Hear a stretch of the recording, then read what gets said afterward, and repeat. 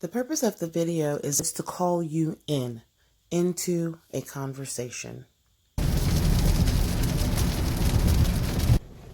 People are shocked when they read or when they hear racist or prejudiced comments, but I really want you to think about the fact that the Jim Crow laws were just a few decades back. Our institution of learning and of higher education, those colleges, some of those colleges desegregated as far back as the 70s, the 1970s, and we're in 2020. So why do we think that racism or prejudice or discriminatory behavior, actions, or motives would completely shift and be non-existent in about 40, 50, 60, 70 years? It took 400 years to ingrain the hate of slavery within society. So why does it take, or why do you think it would take 50, 60, or 70 years for everything to be completely different? So I'm personally not shocked when I hear and when I see racist behavior or words. It's because we're not far removed from those laws, those policies, those things in our society that brought it to life, or that perpetuated that behavior and thought process. And also think about this: the information acquired about history, class, ideas, and so forth are grounded and rooted in our educational system. So our kids are learning this information and sometimes the biases within the school system. So we pull out our kids from the school system and hope that homeschooling them would give them a different lens, but find out that when we open up those textbooks from those companies that are the backbone of the homeschooling community and providing resources and knowledge and information for our students, nothing is different. The information that is taught is still being taught from one lens. So we as African Americans, when we choose to educate our own, we also have to be very mindful of what we're teaching them and the truth of what we're teaching them, and make sure that they have a full lens, a complete lens of what they're learning. And they're not learning about who they are. They're not learning about where they came from. They're not learning about the truth of what happened around the world, and specifically in the United States, from one viewpoint or one lens or from one perspective.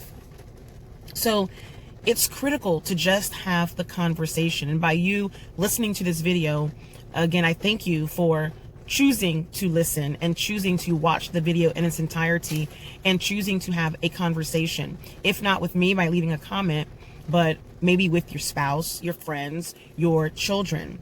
It starts with a conversation rooted in truth, and not being afraid of what the truth may bring, and not being afraid that learning the truth, being open to the truth, teaching the truth, discussing the truth on both sides. Hopefully that will show you some of the inherent biases that you may not, but you may have, or that you may not have realized that you had. So in this process of learning and being awakened during these turbulent times, what's happening with the Black Lives Movement, or what's happening with changes in policy or changes in what big businesses are deciding to do, or in changes in how African Americans choose to move within the economics of society moving forward. But don't rely on us to feed you knowledge or to give you information. Take it upon yourself to just read beyond your beliefs, your viewpoints, to just read narratives, or read books, or read literature, or read stories, or talk to people who are oppressed or who were oppressed.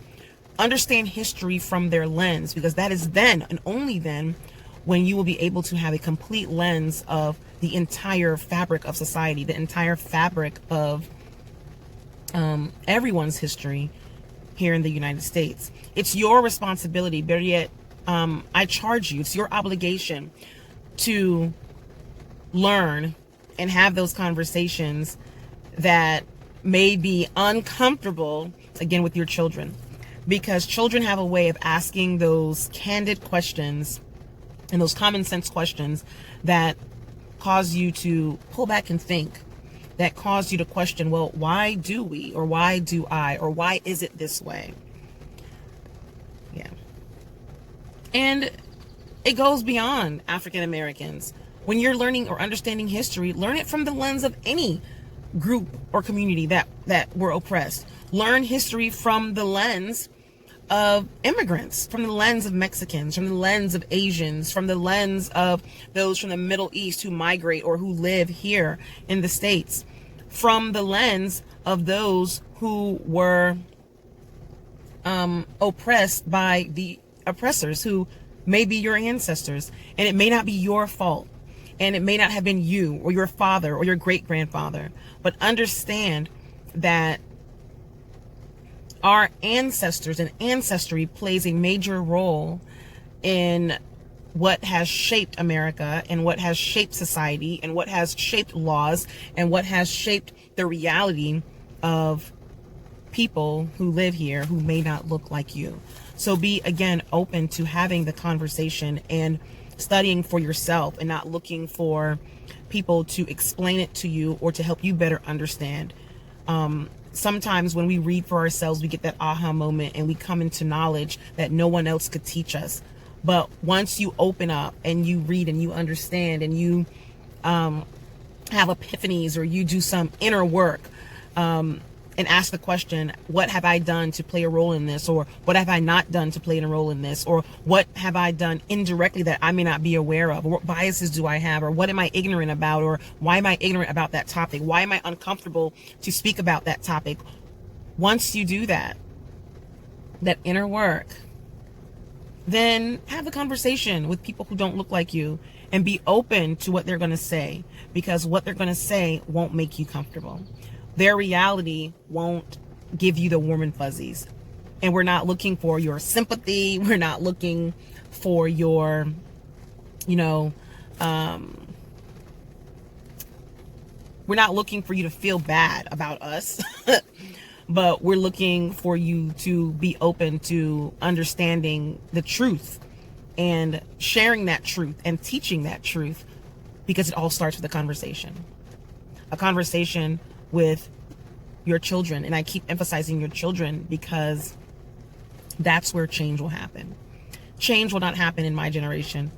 Change will not happen in my son's generation. Change may not happen in my toddlers or my 1-year-old's generation. However, the hope is, if we have the conversations, my hope is, if we are intentional about making change in so many various ways that you have to come to realization yourself on, that hopefully one day there will be a society where things could be equal. My personal belief is that I don't ever think that the United States will be in a place, and I will never say never, they say never say never, but I have a strong belief that it will take an extremely long time, centuries I would say, for the United States and the people to have true equality, because the original sin, the stain of the country, the fabric in which it was built upon, was slavery. It was even embedded in the Constitution, making African Americans 3/5 of a person for the purpose of taxation and representation of the South. It was not until almost 3 years later that the 13th Amendment, which abolished slavery, except for in the case of crime, was abolished across the land. The Emancipation Proclamation didn't even free all the slaves. It only freed the slaves in the rebellious states. And then again, almost 3 years later, it was actually signed, ratified, adopted by the United States. It wasn't until the 70s, the mid-70s, that Kentucky did not ratify the 13th Amendment because they were in disagreement. It was not until the mid-90s that Mississippi did not vote on adopting the 13th Amendment. And it wasn't until 2013, correct me if I'm wrong, around 2013, in which the 13th Amendment was ratified in the state of Mississippi. So again, the fabric of our country relies on the fact that many believe that equality cannot exist. It will not exist. So all we can do is have the conversation, put policies in place and laws in place, and rebuilding communities that have been oppressed and are currently oppressed due to the systematic racism, the systematic discriminatory behavior and laws that are embedded in our voting, our ability to vote, the criminal justice system, the educational system, the gentrification, housing, loans for businesses. It's just ingrained in the fabric.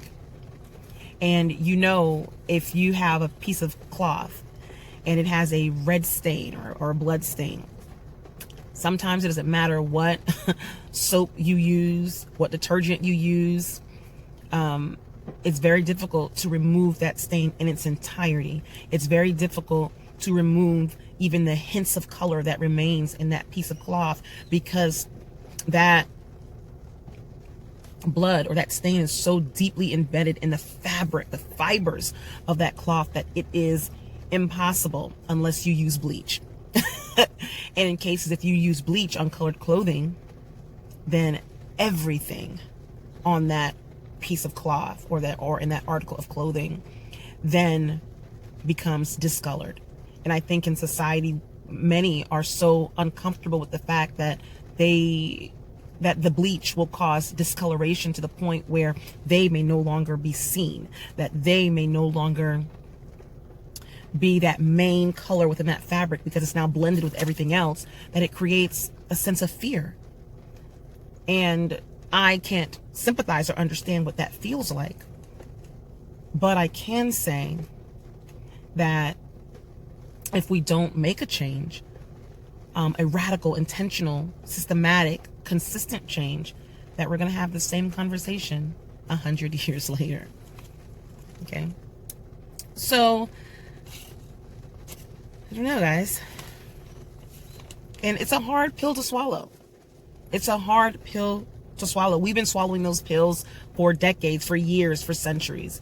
And for you, I know it may be a hard pill to swallow, but I say go ahead and get your tall glass of cold water, put it beside you, and as you swallow those pills of truth in terms of learning, educating yourself, educating your children, bringing diversity within your homeschool, bringing diversity into their learning, having those tough conversations, debunking the lies, not allowing your friends to tell jokes or pass jokes that are inappropriate or that perpetuate the concept of hate and racism and prejudice and discriminatory behavior.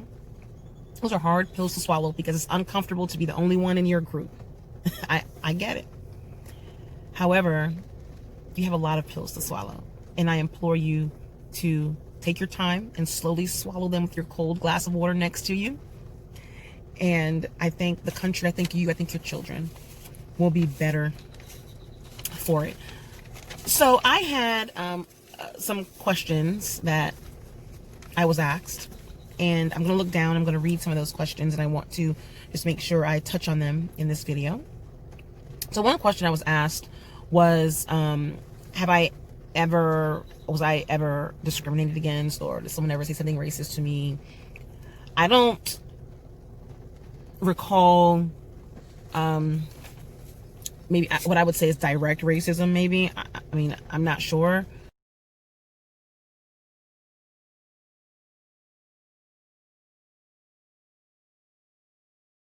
But I will say that I have absolutely have had both intentional or maybe unintentional backhanded compliments that were based on assumptions and stereotypes. So what do you mean by like backhanded compliments? So, you know, growing up, I was told, oh, you are pretty for a black girl, or I would date you if you weren't black. I have been told, you do not talk black, you don't speak black.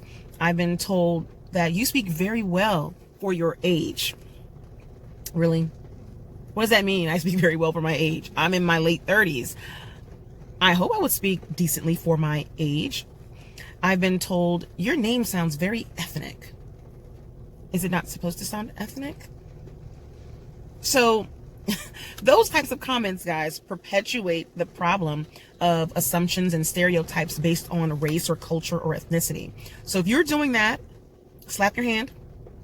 Now you know. Don't do it again. Also, I've been asked the question, why can't we say all lives matter? Why are they saying Black Lives Matter? I want you to understand that the term Black Lives Matter has nothing to do with the fact that your life doesn't matter. It has nothing to do with the fact that white lives don't matter, or Hispanic lives don't matter, or Asian lives don't matter. It has nothing to do with that. So stop thinking that. It's nothing to do with that. Now you know. All it means is Black Lives Matter as well. Black Lives Matter and should be as important as any other life, as your life, as a white life. That's all that it means. So maybe the movement should be called Black Lives Matter too, or as well. Maybe that would make people feel more comfortable. But sometimes we just can't be comfortable. We can't be politically correct. We must tell it like it is, swallow the pill, and move on. So again, Black Lives Matter doesn't mean that your white life doesn't matter, or your Hispanic life doesn't matter, or your Asian life doesn't matter, or your Native American life, Native Indian life doesn't matter. All it means is that our lives, African American lives, matter and are just as important as everyone else. So let's not misinterpret that meaning moving forward. Another question that I got was, let me see here.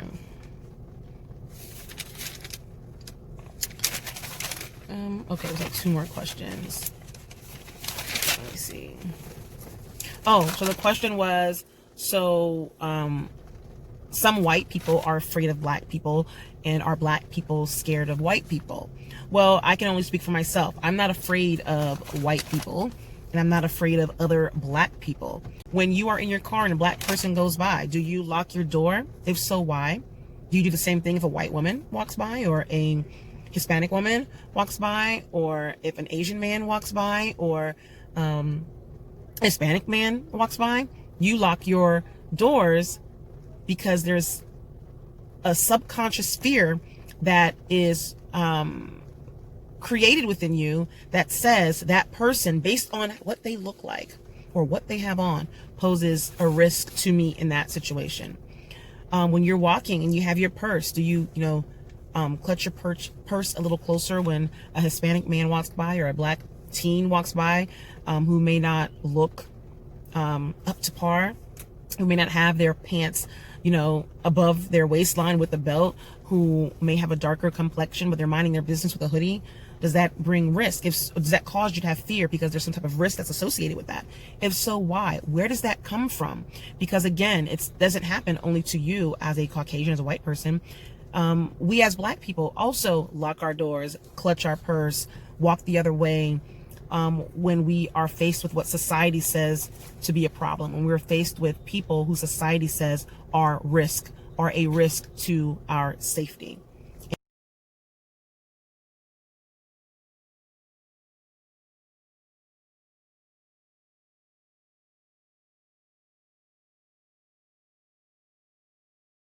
And that